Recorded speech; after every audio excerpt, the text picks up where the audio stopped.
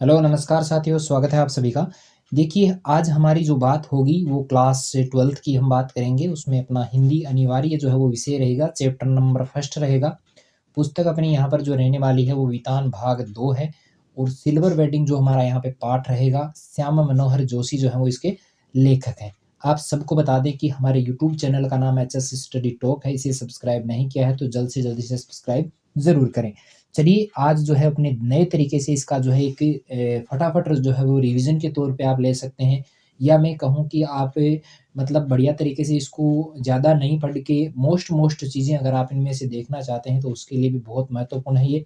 चलिएगा, शुरुआत करते हैं। सबसे पहले हम बात करते हैं सिल्वर वेडिंग वाला जो पार्ट है, उसमें सबसे पहले जो आएगा वो आएगा ऑफिस का दृश्य। यानी सबसे पहले हम बात करते हैं कि ऑफिस में जो किस प्रकार के क्रियाकलाप होते हैं। सबसे पहले बात मैं बताना चाहूँगा कि इस कहानी का जो मुख्य पात्र है उसका नाम है वाईडी पंत। वाईडी का मतलब होता है यशोधर। वाईडी किसका नाम है? यशोधर पंत का। यशोधर पंत जो है वो एक क्या है? वो एक है सेक्शन ऑफिसर। क्या है? सेक्शन ऑफिसर है।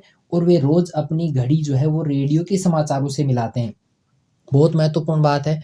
रेडियो समाचारों से वो अपनी घड़ी मिलाते हैं। उनके ऑफिस की छुट्टी की हम बात करें तो रोज 5 बजे होती है, लेकिन आज वे 5:30 बजे तक काम कर रहे हैं। छुट्टी कितनी बजे होती है भाई? 5 बजे होती है, लेकिन आज वो 5:30 बजे तक काम कर रहे हैं। और यशोधर बाबू के कारण उनके जो मातहत हैं, मातहत होते हैं, जो उसके नीचे के जो कर्मचारी होते हैं उनको कहते हैं मातहत। भी 5:30 बजे तक काम करते हैं, क्योंकि देखो बड़ा वाला जब कोई काम कर रहा होता है तो अपने को छोटे वालों को भी क्या करना पड़ता है? काम करना पड़ता है। मजबूरी होती है भाई, क्योंकि बॉस काम कर रहा है तो नीचे के जो कर्मचारी हैं उनको भी काम करते रहना पड़ेगा। चलिए आगे देखिए कि यशोधर बाबू के जो गुरु थे उनका नाम आपको याद रखना है, कृष्णानंद पांडे। और शॉर्टकट में इसको क्या कहा जाता था? किशंदा कहा जाता था। जैसे अपने घर में नाम होते हैं ना, उस हिसाब से यहाँ पे भी इनको जो है कृष्णानंद पांडे नाम था, लेकिन वो इनको किस नाम से पुकारते थे? किशंदा के नाम से। यशोधर बाबू की जो आदत है कि वे शाम को जाते समय अपने जो जूनियर हैं उनसे कोई जो है मनोरंजक बात वो ज़रूर करते हैं, मनोरंजन वाली बात वो ज़रूर करते हैं। ये बात उन्होंने किससे सीखी है? किशन-दा से। देखो, पूरे दिन जैसा भी व्यवहार रहा हो, शाम को जब वे जा रहे हैं तो उनके साथ में अच्छा व्यवहार वो करते हैं, मनोरंजक हँसी-मज़ाक वाली बात जो है वो किया करते हैं। यानी 5 या साढ़े 5 के लगभग वो करते हैं। आगे ऑफ़िस का ही दृश्य चल रहा है। एक नया-नया लड़का जो है ऑफ़िस में आया है, चड्ढा नाम है उसका। एक नया लड़का है जो उनके ऑफ़िस में सीधे असिस्टेंट ग्रेड के पद पर आया है। अब देखिएगा, उसने यशोधर से थोड़ी बदतमीज़ी की। किस बात की बदतमीज़ी वो करता है? पंत जी ने जो बदतमीज़ी की उनसे, उसको उन्होंने अनदेखा कर दिया। वह पंत जी की कलाई पकड़कर जो है वो धृष्टता दिखाता है, थोड़ी-सी मतलब बदतमीज़ी सी वो दिखाता है। लेकिन यशोधर चड्ढा जो है यशोधर बाबू की घड़ी के बारे में जब पूछता है, तब यशोधर बाबू उसको बताते हैं कि ये जो घड़ी है वो उसको शादी में मिली थी। कहाँ मिली थी भई? शादी में मिली थी। और यशोधर बाबू सोचते हैं, क्या सोचते हैं कि जब वे मैट्रिक पास करके रोज़ी-रोटी की तलाश में शहर आए थे, यानी जब 10वीं की परीक्षा उन्होंने पास की और उसके बाद में जब वो शहर आते हैं तो किशनदा ने ही सबसे पहले जो है उनको शरण दी थी।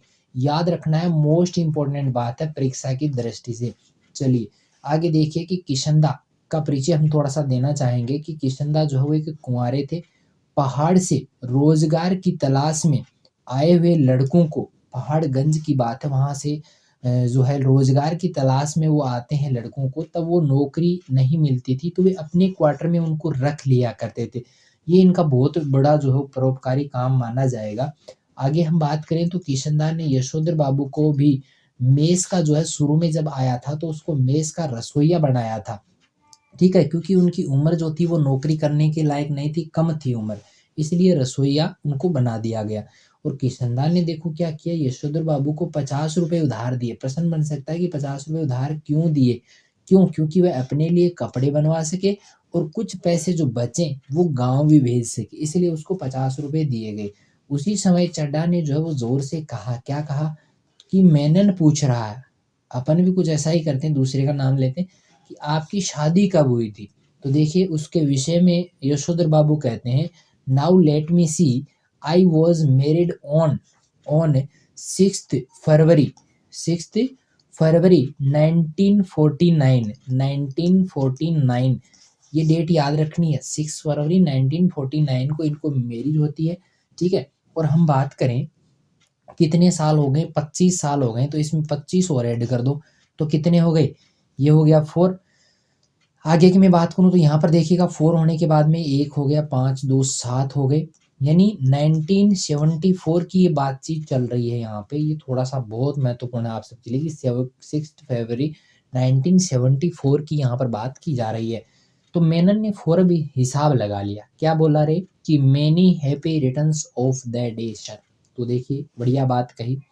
आज तो आपका क्या है, सिल्वर वेडिंग है। क्या है भाई, सिल्वर वेडिंग है, यानी शादी के कितने साल हो गए हैं, 25 वर्ष हो गए हैं। 25 वर्ष को क्या मनाई जाती है, सिल्वर वेडिंग मनाई जाती है। चलिए आगे देखिए कि यशोधर जी खुश होकर झेंपे, और झेंपने के बाद में थोड़े से खुश हुए, मतलब अजीब सा लगा उनको।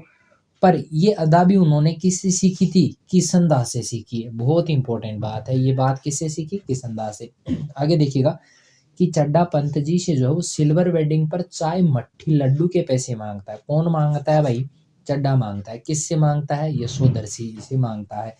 पंत जी पहले 10 का नोट देते हैं, फिर चड्डा द्वारा जोर लगाने पर 10-10 के 2 नोट और देते हैं, यानी कुल कितने रुपए दिए, 30 रुपीज। किस लिए दिए, चाय मट्ठी और लड्डू के लिए, पार्टी के लिए पैसे दिए भाई।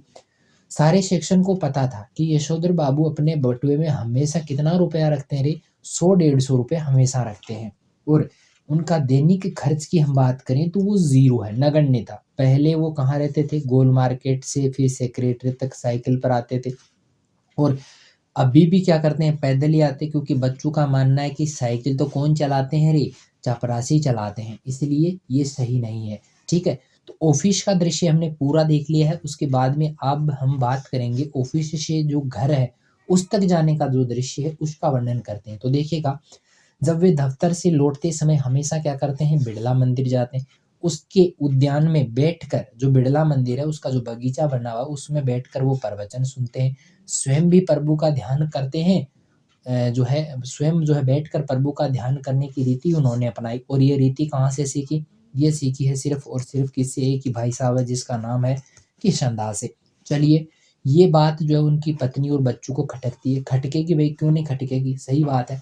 फिर मैं बात करूँ तो बिड़ला मंदिर से वे कहाँ जाते हैं, पहाड़गंज जाते हैं। वहां से घर के लिए क्या करते हैं, साग सब्जी खरीदते हैं। अच्छा काम करते हैं।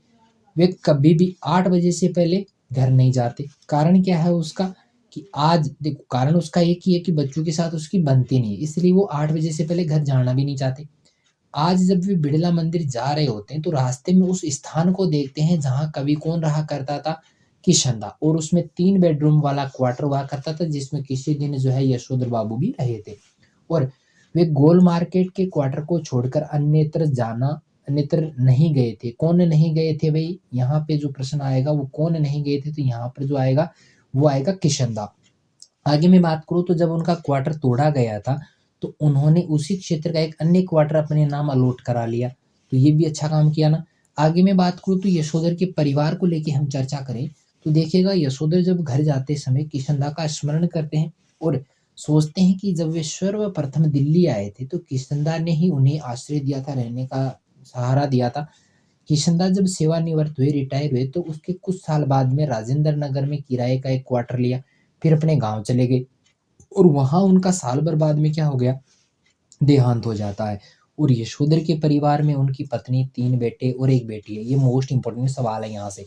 ठीक है, देहांत, कुछ बच्चों के मन में देहांत वाला आ रहा होगा, तो बीमारी का पता नहीं था, जो हुआ होगा सम हाउ इम्प्रोपर, इन जो हुआ होगा से उनकी जो है वो मृत्यु हो जाती, पता नहीं क्या हुआ। ठीक है, पत्नी है यशोधर बाबू की, 3 बेटे हैं, 1 बेटी है। ठीक है, चलिए, पत्नी से उनका छोटी-छोटी बातों पर जो है मतभेद हुआ करता है, लड़ाई होती रहती है। बड़े लड़के की बात करें तो वो एक विज्ञापन कंपनी, ये सारे इंपॉर्टेंट है, ये भी इंपॉर्टेंट है, ये इंपॉर्टेंट है और ये वाला भी। तो देखिएगा, पत्नी की छोटी-छोटी बातों में मतभेद होती है, ग्रामीण जीवन से वो आई है। बड़ा लड़का विज्ञापन कंपनी में काम करता है, 1,500 महीना मिलता है, बहुत पैसा है भई, 1,500 ना। दूसरा बेटे की हम बात करें तो आईएएस की तैयारी कर रहा है। आगे तीसरा बेटा जो स्कॉलरशिप लेके क्या कर रहा है, अमेरिका चला गया है। और बेटी है उनकी, शादी के तमाम प्रस्ताव उन्होंने अस्वीकार कर दिए हैं और उच्च शिक्षा के लिए वो अमेरिका चला जाने की धमकी भी दे रही है। बात करें यशोधर बाबू की पत्नी की, आधुनिक बन गई थी, बच्चों की तरफदारी वो करती है, बच्चों के कहे अनुसार वो चलती है, पुरानी परंपराओं को सिर्फ और सिर्फ वो कोरा दिखावा मानती है। यशोधर बाबू के बच्चे उनके वैसा सम्मान नहीं करते जैसा वो चाहते हैं। यशोधर बाबू तो बड़ा सम्मान चाहते हैं लेकिन वो वैसा व्यवहार नहीं करते हैं। इसलिए वे घर जाते समय बात करें तो मंदिर में क्या करने करने लग जाते हैं, कथा सुनने बैठ जाते हैं। कथा सुनते हैं वो वहाँ पे। और यशोधर की हम मानसिक स्थिति की बात करें, उनकी मानसिक स्थिति कैसी थी, तो यशोधर बाबू जो है वो मन से धार्मिक नहीं थे, परंतु किशनदा की परंपरा रही कि बूढ़े हो जाओ तो मंदिर में जाया करो। तो उस परंपरा का अनुसरण वे करने लग जाते हैं, मंदिर वो जाने लगते हैं, धार्मिक प्रवचन वो सुनते हैं, गीता प्रेस गोरखपुर की किताबें वो इसलिए खरीदते हैं। और उनकी आर्थिक दशा जो है वो एकदम ठीक नहीं है, पैसे ज़्यादा नहीं है, फिर भी वो क्या करता है, रिश्तेदारी निभाने में या समाज के कार्यों में खर्च करने में पीछे नहीं रहता है, बहुत ज़्यादा खर्च करता है। बच्चे इसके उनके इस व्यवहार से संतुष्ट नहीं है, बच्चे मानते हैं कि फालतू का खर्चा क्यों करना। तो यशोधर बाबू चाहते हैं कि समाज उन्हें जो है वो एक बुजुर्ग माने, बच्चे पूरा आदर करें, हर बात में उनकी सलाह लें, ये वो चाहते हैं। लेकिन उनका बड़ा बेटा जो है उन्हें अपना वेतन नहीं देता, वह तो घर की चीज़ें जो है वो जोड़ने में खर्च करता है, घर की में चीज़ें ले आता है, टेलीविज़न ले आता है, कभी कुछ ले आता है। बात करें आगे तो यशोधर बाबू जब ऑफिस से घर पहुँचे तो वहाँ पर की गई सजावटें, मेहमानों की चहल-पहल में सभी को प्रश्न देखकर वे बड़े आश्चर्य में पड़ गए। एक बाबू से उनको वो बेटा उनका जो था गाड़ी में बैठा रहा था, वो देखा उन्होंने कि बड़ा बेटा भूषण जो है वो एक बड़े ऐसे अफ़सर को गाड़ी में बैठा रहा है, उसको थैंक यू वगैरह कह रहा है ना। तो ये दृश्य देखता है तो उनको थोड़ा अजीब-सा लगता है। परंतु जब वो अंदर जाता है तो बाद में पता चलता है कि आज उनकी क्या है, सिल्वर वेडिंग मनाई जा रही है। और ये सब जो इंतज़ाम है वो किसने किया है? उनके बच्चों ने किया है। तो यशोधर बाबू को वह पार्टी क्या लगी? समहाउ इम्प्रॉपर, यानी कुछ-कुछ ठीक नहीं लगी उनको। बच्चों के आग्रह पर उन्होंने केक भी काटा, परंतु उसे खाया नहीं। क्यों? क्योंकि उसमें अंडा पड़ा था, इसलिए उन्होंने केक नहीं खाया। बहाना बना के, किसका बहाना बनाते हैं? संध्या का बहाना बनाते हैं और अंदर चले जाते हैं। और फिर वो देखो काफ़ी समय बाद तक वो आते नहीं हैं। संध्या करने चले गए, बहाने बनाया, संध्या करने चले गए और जब सारे मेहमान चले गए तो फिर वापस भी आए।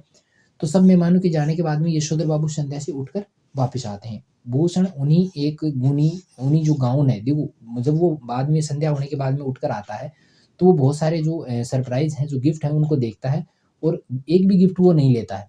लेकिन जब बड़े बेटे ने गिफ्ट दिया, कौन-सा दिया? एक ऊनी गाउन उनको दिया, तो वो ले लेते हैं और वो लेते समय उनको कहते हैं, उस समय बड़े बेटे द्वारा सुबह रोज़ाना गाउन पहनकर दूध लाने की बात कहने से यशोधर बाबू मन में सोचने लगते हैं। उनको बुरा भी लगता है, तब किशनदा की याद में उनकी आँखें जो बड़ी नम हो जाती हैं, दुखी से वो होते हैं। ठीक है?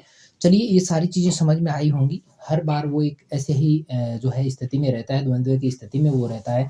एक तकिया कलाम के रूप में यहाँ पर एक शब्द काम में आ रहा है, समहाउ प्रॉपर, समहाउ इम्प्रॉपर, यानी जो हुआ होगा जो है वो इसमें एक बहुत तकिया कलाम के रूप में काम में लिया गया है। तो आज का हमारा वीडियो कैसा लगा कमेंट करके ज़रूर बताइएगा। हमारा चैनल नया है, इसको सब्सक्राइब ज़रूर करें, लाइक ज़रूर करना है इस वीडियो को और ज़्यादा से ज़्यादा दोस्तों के साथ में इसको शेयर भी करना है ताकि और भी जो हमारे साथी हैं वो इसका लाभ उठा सकें। तो चलिए मिलते हैं एक नई वीडियो के साथ में, तब तक के लिए थैंक यू।